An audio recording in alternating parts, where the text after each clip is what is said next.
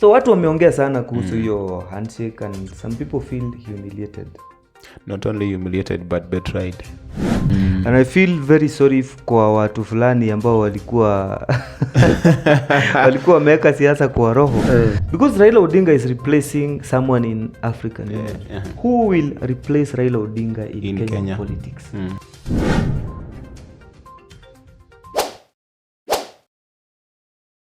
So finally tumekuwa na handshake kati ya Raila Odinga na President William Ruto. And I feel very sorry kwa watu fulani ambao walikuwa wameweka siasa kwa roho. Especially wale walikuwa wanaandamana kwa sababu ama ila wakati Raila aliitana maandamano, kuna watu walikuwa wanaenda hapo, yani unaona kabisa mtu ameweka siasa kwa roho, na anaamini kwamba Raila is fighting for a good fight and for the interest of mwananchi, of the common mwananchi. I also feel sorry for some of us wenye ni sycophants wa president who feel that the president was right when he was calling Raila mtu ya kitendawili na he can't work with mambo him. Mengi ambayo yenye watu walikuwa wanasema kuhusu Ruto and Raila Odinga. I want us to talk about that handshake. And sijui before I influence you on your perspective, nataka kusikia, what do you think about that handshake? Was it necessary? Yes. Is it beneficial to the common mwananchi? To the common mwananchi, let me say it is not. Whatever happens with this politician, it is always for their interest, not for the interest of the Wanjiko. Of course, politics is a game of interest. Of course. That's why nasema that there is nothing mwananchi stands to gain with the handshake or even without the handshake. Because when you look at what President Ruto, what he was saying, that he cannot work with Raila Odinga during the campaigns, then, then he was deceiving the people.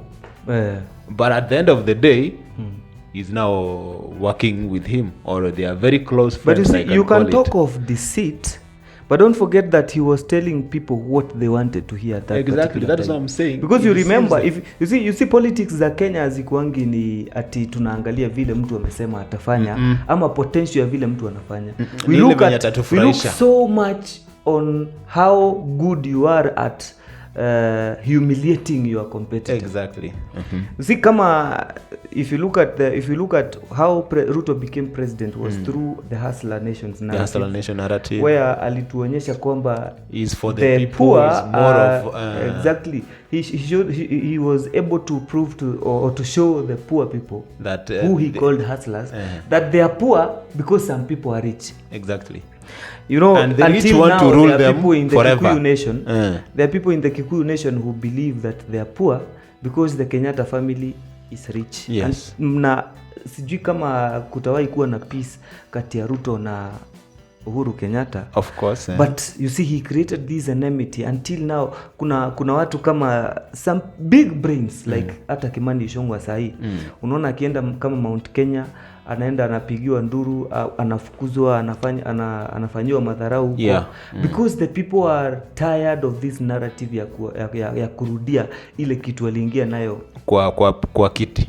Hakuacha campaign, anaendelea bado kuambia mambo ya Kenyatta family. And the Kikuyu nation is very angry. It is getting tired. But then let's get back to Raila Odinga. What I'm saying is we in Kenya have one problem, that huwa tuna elect mtu kulingana na vile ameaibisha competitor wake sana. Exactly.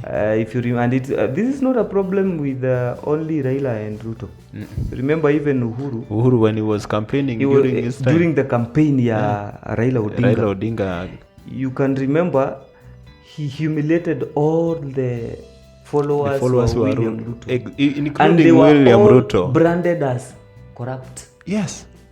So he was also playing the politics of humiliating William Ruto so that people can see that he doesn't deserve to he sit doesn't here. deserve to sit here. He's not supposed to be in power. And let's say William Ruto played some tricky games na akaconvert hiyo humiliation. He was smarter. Akaiconvert to unajua akaitransfer into making people sympathetic.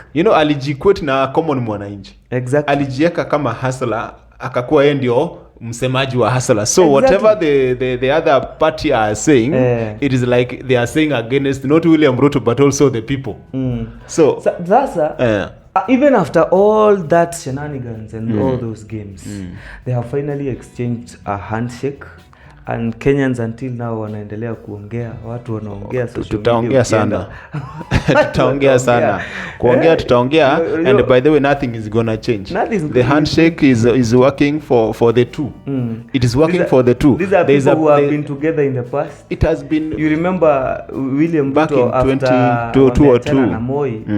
After Ruto ameachana na Moi, he backed Raila Odinga in 2000 and even 2002 they were together. 2007 so they Raila now was his boss. Yes, then So we can say that Ruto's politics have been we can say imetolewa kwa Raila Odinga. Is a partially Raila Odinga. Partially it knows the tricks. Imetolewa kwa Raila Odinga, Ingine kwa Moi, ikatolewa kwa Kibaki, and then kwa Uhuru. Now this is one person who bears all these hats. Yes. So watu wameongea sana kuhusu hiyo handshake, and some people feel humiliated. Not only humiliated but betrayed. You know, look at as betrayal. Of course it is betrayal, because look at now, you were telling us that you cannot work with this man. And he is a man who doesn't allow things to fall in its places. According to Ruto. That's according to Ruto. Exactly. But don't forget they were together in 2007, and whatever he's doing today is what they used to do together in 2007. Exactly. Now look at who is going to benefit out of all this, and who is losing, by the way. Who is losing and who is benefiting. For once, allow me to commend Ruto, because the way he has coined this handshake doesn't really look like handshake. Remember, Raila has had more than one handshake. Yes, sure. In 2007, he had a handshake with President Kibaki. Yes. And that handshake ended up that Kibaki made Raila a prime minister. Yes, and so there was a lot of success then. He became a de facto co-president to President Kibaki because they shared the cabinet. Remember that?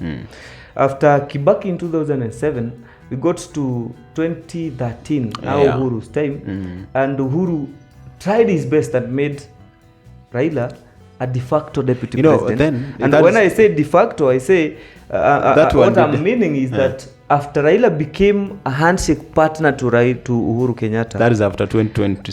They chopped 2017. off. Yes, that 2017. Yes. They chopped off Ruto's roles. And Ruto was seen moving around. He was just holding a name of the deputy just president. Holding a name of the title president with no power. If there was any project and walikuwa wana launch, it was Uhuru and Raila. If that project was to make sense. So Raila became more of a helper to Uhuru Kenyatta which than William Ruto was supposed to be. So we can say Uhuru made Raila a de facto helper, of which his main helper is supposed to be the deputy president. So he made him a de facto deputy president. But this of Ruto is a bit different. It is looking different. Because you can look at things and realize that probably there will be no casualties. Because the casualties during the time of Uhuru was that Ruto's friend were removed from their positions in the offices that they used to hold. Positions of authority, who made sure that he was alone and Raila Odinga peke yake. So as long as you are a friend to the deputy president, then you became the enemy. You lost your position and you became an enemy to the government then. But this of today, Ruto has decided to expand the game. That it is no longer about the nation of Kenya. Rather, there is a place you can do very well. Remember, Raila was, and that is the African Union. Remember, Uhuru Kenyatta appointed Raila Odinga as the Africa's is it High Commissioner for Infrastructure? East Africa. For infrastructure in Africa, in the AU. So Raila has served in the AU, so he knows how it is working there, how it tastes there.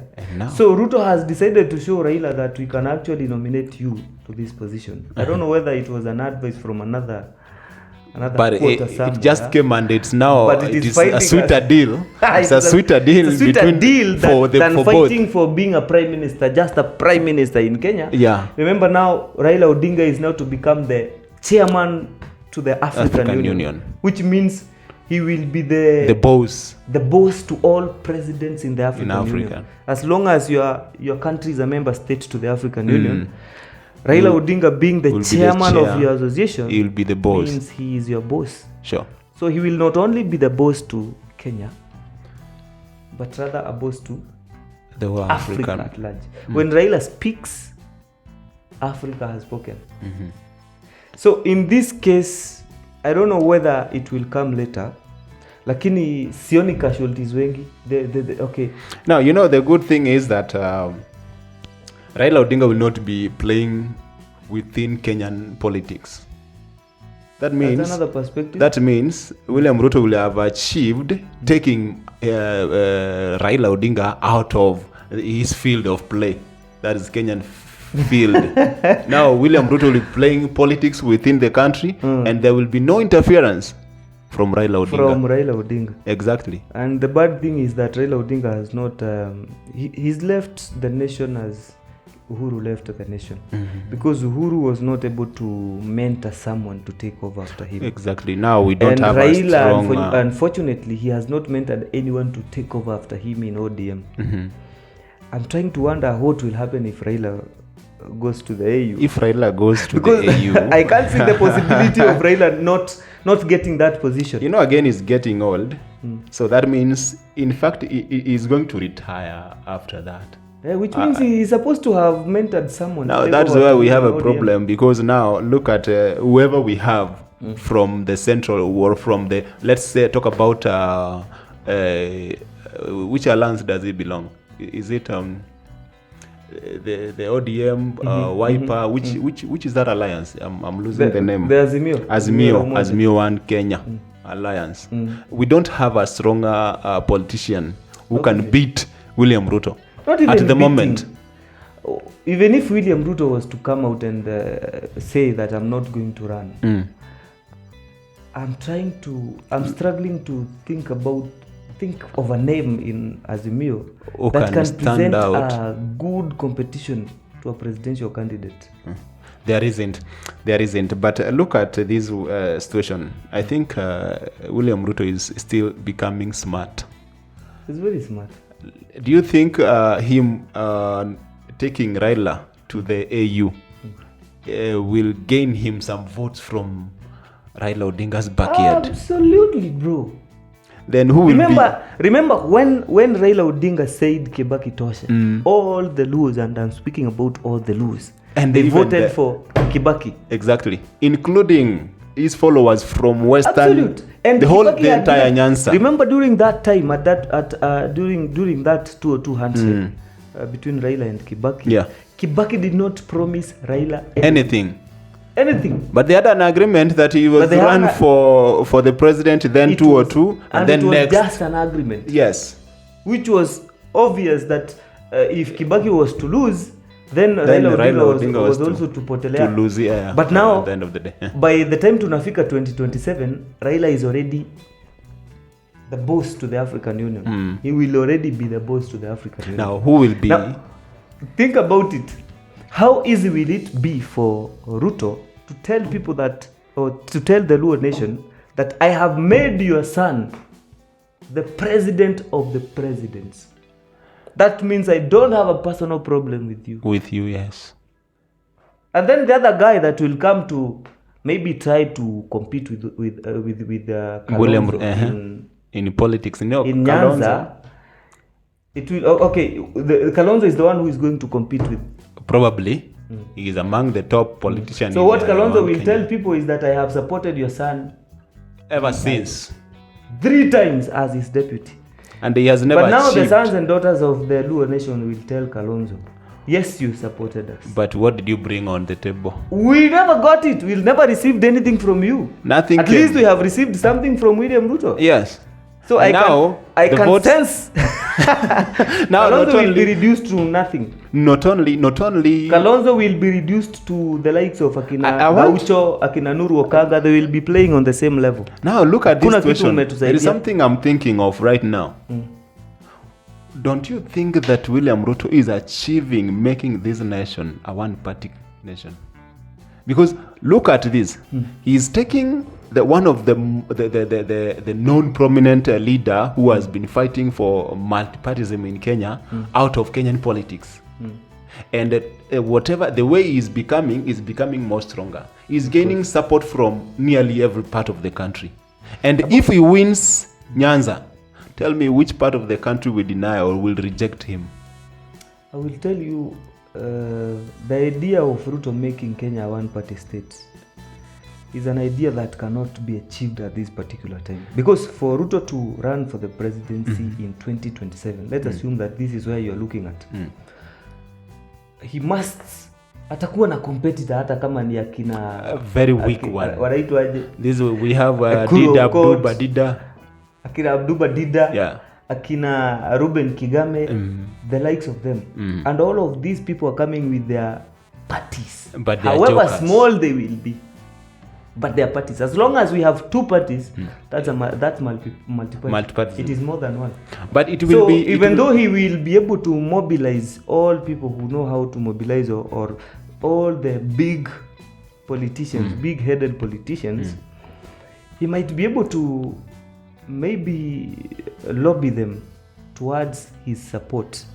But he or form an alliance with them. He's also not very dull to know that you people will Now look at this situation. you will speak too much if he makes this the country a UDA denominated. That's what I'm talking about. In that, when he gains support from every part of the country and wins the major parties to his alliance, then look at these small parties who have no say. It will be like we only have UDA or one Kenya. What is the party? The alliance is in Kenya Kwanza.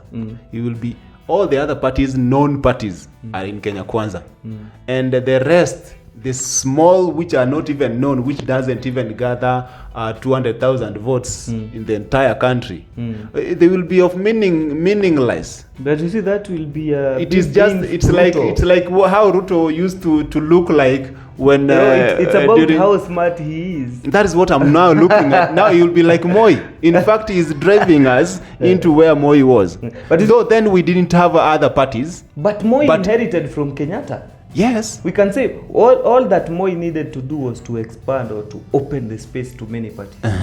But he didn't. Which he did through the constitution. That's the later through on. the constitution. That's after a long fight. When people walimsumbua sana. Yeah. But remember, his politics was more about following the steps of the former president or his predecessor, Kenyatta. So the worst thing Ruto can do is to be so strong, so much so that he influences everyone to follow his party. And that is where he's headed.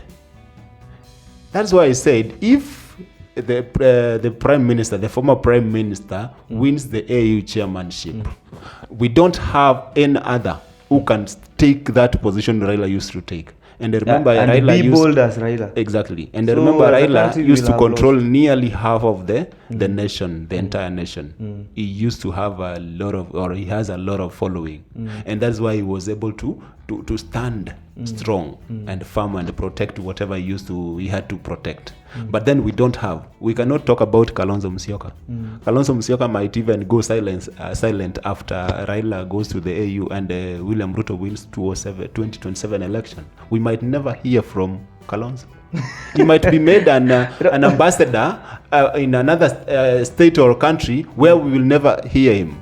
And by the way, if William Ruto is looking at this from this perspective, taking out of the nation all those politicians who is a threat to him, he's gonna be the most powerful politician who will remain in power for the longest time that you will never imagine. If he has an intention to do so. And do you think he doesn't? And I can tell you, if Ruto has an intention to stay in power, He will. He can. He will. Don't say he will, because he has not yet changed the constitution. Now, But if he wants, he can. Remember, even if you forget everything, always remember that William Ruto stands as the only politician in Kenya who has never lost an election.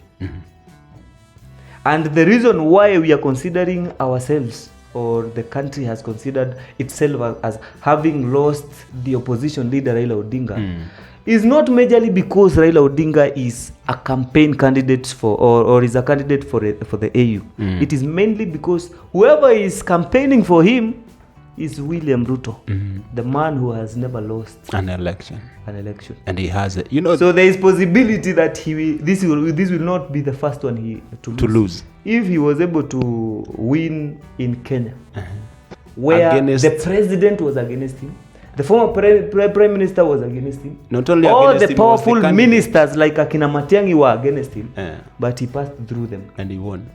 And you think a place like AU, where he stands and speaks even in the US Assembly, you remember? Yeah, I remember. Everywhere he has gone in any meeting, he has left. He has leaders, made a lot of impact. He has always left an impact, and in fact, he has been awarded with a standing ovation. Yani mzee anaongea, watu wote wanasimama, wanasikiza. Umeongea mzee. Yes. This is the person campaigning for Raila Odinga. Tell me, what will make Raila Odinga not to win this election? So we can consider ourselves as having lost Raila Odinga already in Kenyan politics. Kutafuta mwingine. Sijui kama of which nani. Now what will remain with are those other young politicians who will be shouting here and there. Those, they have a right to shout. They will just shout. But they will not create, or they not bring an impact. They cannot create the brand Raila Odinga. They can't. It is never gonna work. It is never going to work. So let's know from our viewers what will happen if Raila Odinga goes to the AU. How will Kenyan politics look like? So Raila Odinga is going to replace Musa Faki in Africa. Musa Faki is the current chairman. He comes from Chad. Our worry is, and what I want to hear from our viewers, who will, because Raila Odinga is replacing someone in African Union, who will replace Raila Odinga in Kenyan politics? Do we have anyone? And if you think of someone, let me start with you yourself. If you're told to nominate someone, who would you vote for to replace Raila Odinga? I have people who can speak, but they cannot influence as Raila could. Okay, let's discuss that in the next video. Sure.